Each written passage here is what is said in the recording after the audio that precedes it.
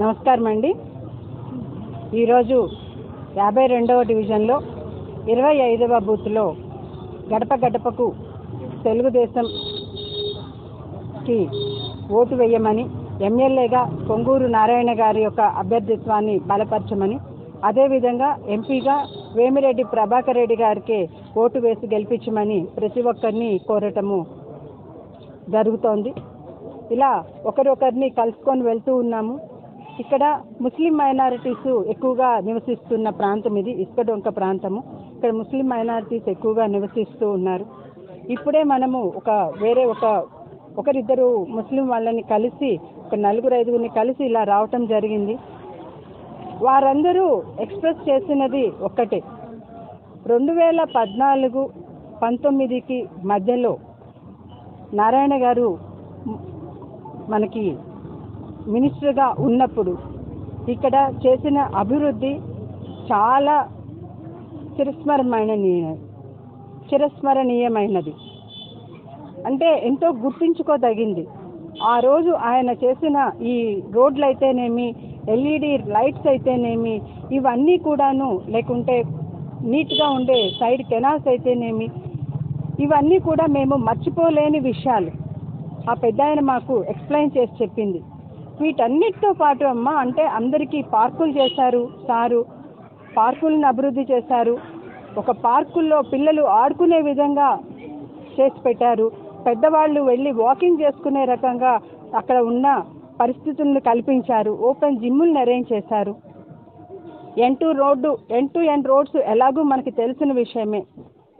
ఇవన్నీ కాకుండా ప్రత్యేకించి ముస్లిం సోదరీమణులకి ప్రత్యేకమైన శ్రద్ధతో చాలా పనులు చేసి పెట్టారు. వాటిలో మచ్చుకు కొన్ని షాదీ మంజిల్స్ కట్టించారు. మాకు మా యువకులకి పెళ్లిళ్ళు చేసుకోవాలంటే, ప్రత్యేకించి ముస్లిం సోదరీమణులకి మాకు ప్రత్యేకంగా ఒక షాదీ మంజిల్ ఉంటే బాగుంటుంది అంటే, దానికోసము ప్రత్యేకంగా ఫండ్స్ అలాట్ చేసి ఒక ఆధునికమైన పద్ధతిలో, అంటే మోడర్న్గా అన్ని వసతులు ఉండే రకంగా దాన్ని కట్టించి ఇవ్వటం జరిగింది. అది తర్వాత ప్రతి ఒక్కరూ గౌరవప్రదంగా చేసుకోవాలి బిజినెస్. అంతకుముందు మటన్ మార్కెట్లు కానివ్వండి, ఫిష్ మార్కెట్ కానివ్వండి, పాత గుడ్డల మార్కెట్ కానివ్వండి, బూటీ మార్కెట్ కానివ్వండి, ఇవన్నీ ఆ చేసుకునే చిన్న చిన్న పనులు చిన్న వ్యాపారస్తులు కూడా ఒక గౌరవప్రదనీయమైన వాతావరణంలో చేసుకోవాలి అని చెప్పి ఆ మార్కెట్ ప్లేసులన్నింటినీ రెనోవేట్ చేసి నీట్గా షాపుల్ని కట్టిపిచ్చి ఇచ్చారు. ఇదే రకంగా బారా షాహెద్ దర్గాని చాలా చక్కటి అభివృద్ధి చేసి చూపించారు. రొట్టెల పండుగని మన నెల్లూరుకి మాత్రమే సంబంధించి ప్రత్యేకమైన పండుగ రొట్టెల పండుగ. ఇది దేశంలో ఇంకెక్కడా చూడము, ఏ ప్రాంతంలోనూ చూడము, ఎక్కడా కనపడదు. ప్రత్యేకించి మనకి నెల్లూరుకి మాత్రమే ప్రత్యేకమైన పండుగ. దీన్ని రాష్ట్ర పండుగగా గుర్తించేటట్టు చేశారు. మన రాష్ట్రానికి సంబంధించిన పండుగగా గుర్తించేటట్టు చేసి, అలా గుర్తించేటట్టు చేయటమే కాకుండా ప్రతి ఒక్కరూ అక్కడికి వచ్చి దర్శనం చేసుకోవటానికి అనువైన వాతావరణ పరిస్థితుల్ని అక్కడ క్రియేట్ చేశారు. చాలా ఒక హైజీనిక్ వాతావరణాన్ని క్రియేట్ చేశారు. అది ఎంత బాగా చేశారంటే, 2014లో అక్కడికి 4 లక్షల మంది వస్తే, అదే వచ్చి దర్శించుకొని వాళ్ళ మొక్కులు తీర్చుకొని వెళ్తే, అదే 2019కి వచ్చేసరికి 20 లక్షల మంది దర్శించుకున్నారు. అది ఒక్కటే తార్కాణం. అంటే అక్కడ ఎంత బాగా నీట్గా చేసి ప్రతి ఒక్కళ్ళు అక్కడికి వెళ్దాము, మనం వెళ్ళి చూసుకొని వద్దాము, అక్కడ ఆహ్లాదంగా కొంచెం సేపు స్పెండ్ చేద్దాము, మన మొక్కుల్ని తీర్చుకుందాము, మనం మొక్కుల్ని పట్టుకుందాము, మొక్కుకొని వద్దాము అని చెప్పేసి ప్రతి ఒక్కళ్ళు అక్కడికి రావటం జరిగింది. ఈ నెంబర్ ఒక్కటే మనకి తార్కాణం. 4 లక్షల నుంచి 20 లక్షలకి పెరిగింది. అంటే అటువంటి వాతావరణాన్ని అక్కడ క్రియేట్ చేశారు. ఆ దర్గాని అంత బాగా డెవలప్ చేశారు. ఇది ఎవరో ఒకరు చెప్తే తెలిసేది కాదు, మనందరికీ ప్రత్యక్షంగా కనిపిస్తూ ఉంది. ఇంతే కాకుండా గర్ల్స్కి మాకు ఇది ఒక ముస్లిం సోదరిమణుల వాళ్ళు వచ్చి మాకు ముస్లిం యువతిని మనము 10th క్లాస్ తర్వాత ఇంటర్మీడియట్కి అలా పంపించడానికి కో ఎడ్యుకేషన్కి పంపించడానికి మేము అంతగా ఇష్టపడము. అలా కాకుండా ఇక్కడ మాకు దగ్గరలో ఉంది పిఎన్ఎం స్కూలు. ఆ పిఎన్ఎం స్కూల్లో ఒక జూనియర్ కళాశాల కనుక ఉంటే మా పిల్లలు చదువుకోవటానికి బాగుంటుంది అని అడిగారు. అడిగితే పిఎన్ఎం స్కూల్లో మహిళా జూనియర్ కళాశాలని స్థాపించారు. ఒక మహిళా కళాశాలని స్థాపించటం అంటే ఏదో ఒక గోడలు కట్టి వదిలేయటం కాదు.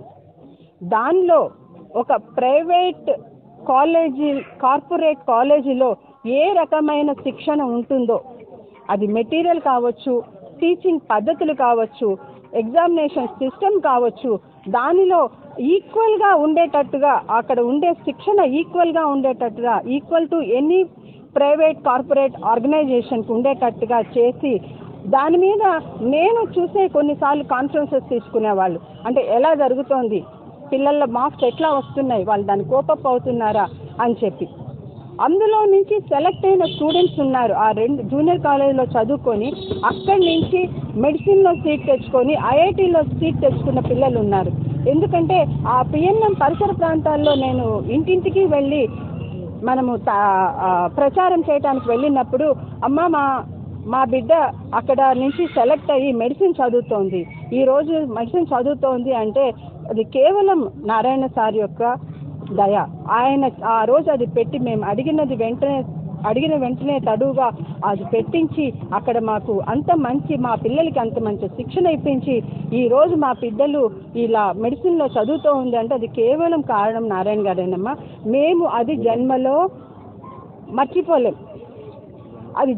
మర్చిపోలేము. అదే రకంగా ఇంకొక ఐఐటీలో సెలెక్ట్ అయిన స్టూడెంట్లు కూడా నేను చూసి మాకు అది అంటే ఒక పని చేసినా కూడాను అది ఏదో తూతూ మంత్రంగా చేయటం కాదు, దానిలో నిజంగా అందులోంచి అవుట్పుట్ ఉండాలి. ఇదే రకంగా అప్పుడు మనకి తెలుసు, ప్రతి ఒక్కళ్ళకి మనకి చంద్రన్న బీమా పథకం ఉండింది, తర్వాత దుల్హన్ పథకం ఉండింది. ముస్లిం యూత్లకి ఒక మ్యారేజ్ చేసుకుంటే దుల్హన్ పథకం ద్వారా వాళ్ళకి కొంత సహాయం లభించేది. అది కూడాను తర్వాత ప్రభుత్వంలో క్యాన్సిల్ చేసేశారు. రంజాన్ తోఫా ఇచ్చేవారు, ఆ రంజాన్ తోఫాను కూడా క్యాన్సిల్ చేశారు. విదేశీ విద్యకి సహాయం చేసేవారు. ఎవరైనా పిల్లలు ఇంకా బాగా చదువుకొని బయట దేశాలకు కూడా వెళ్ళి ఉన్నత విద్యను అభ్యసిస్తాము అని అంటే విదేశీ విద్య కూడాను మన వాళ్ళకి సహాయం చేశారు. 10 లక్షల నుంచి 15 లక్షల వరకు సహాయం చేశారు. ఇవన్నీ కూడా చంద్రన్న బీమా పథకం ఉండింది. ఈ విధంగా ప్రత్యేకించి ముస్లిం కమ్యూనిటీకి చాలా, అంటే ఇది అడిగి అని కాదు, అడగకపోయినా వారి యొక్క అవసరాలు ఏంటి, వాళ్ళకి ఏమేమి కావాలి, వాళ్ళు ఏం చేస్తే వాళ్ళకి బెటర్గా ఉంటుంది అని చెప్పేసి అనుకొని దాని ప్రకారంగా ప్రతి ఒక్కటి చేస్తూ వచ్చారు. ఈ విధంగా ఆల్రెడీ చేస్తున్నారు. మళ్ళీ కూడాను ఇంకా కొన్ని చోట్ల చాలా దోమలు ఉన్నాయి. అంటే నెల్లూరులో దోమలు అనేది చాలా కామన్. నెల్లూరులో దోమలు అనేది కామన్. కానీ ప్రత్యేకించి కుద్దూస్ నగరు, మన్సూర్ నగర్ కనుక మనం వెళ్ళి చూసినట్టయితే, అది కూడా సాయంకాలం సమయంలో కనుక వెళ్ళి చూస్తుంటే అక్కడ మామూలుగా మనకి మనుషుల మధ్యలో దోమలు కనిపిస్తాయి. కానీ అక్కడ కనుక వెళ్ళి చూస్తే దోమల మధ్య మనుషులు తిరుగుతూ ఉంటారు. లిటరల్గా దోమల మధ్యలో మనుషులు తిరుగుతారు. మనుషుల మధ్యలో దోమలు ఉండటం అనలేమండి, దాన్ని మనుషుల మధ్యలో దోమలు ఉంటామని అనలేము. దోమల మధ్యలో మనుషులు తిరుగుతూ ఉంటారు. అటువంటి దయనీయమైన స్థితి అక్కడ.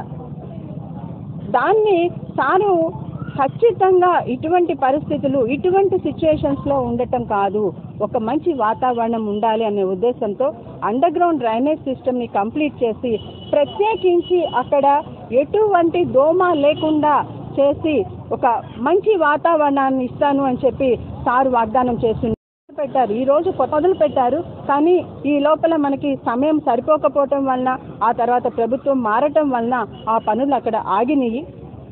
బట్ రేపు మళ్ళీ మన ప్రభుత్వం రాబోతోంది. వచ్చిన తర్వాత అక్కడ దోమలు లేని నగరంగా చేసి వాళ్ళు ఒక హైజీనిక్ వాతావరణంలో, ఒక పరిశుభ్రమైన వాతావరణంలో, దోమలు లేని నగరంలో, దోమలు లేని ప్రదేశంలో ఉండేటట్టుగా చేస్తానని చెప్పి సార్ వాగ్దానం చేస్తున్నారు.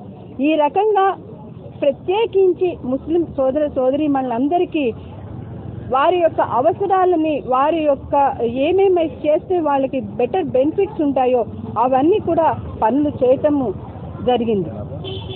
ప్లస్ ఫర్దర్గా కూడాను ఖచ్చితంగా చేస్తామని చెప్పి వాగ్దానం చేశారు. కాబట్టి ఇవన్నీనే కాకుండా మసీదుల్లో మరమ్మతులకి ప్రత్యేకించి చాలా డబ్బులు కేటాయించి అవి చేస్తున్నారు.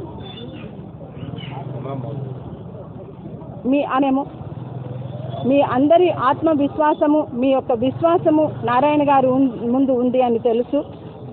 Thank you.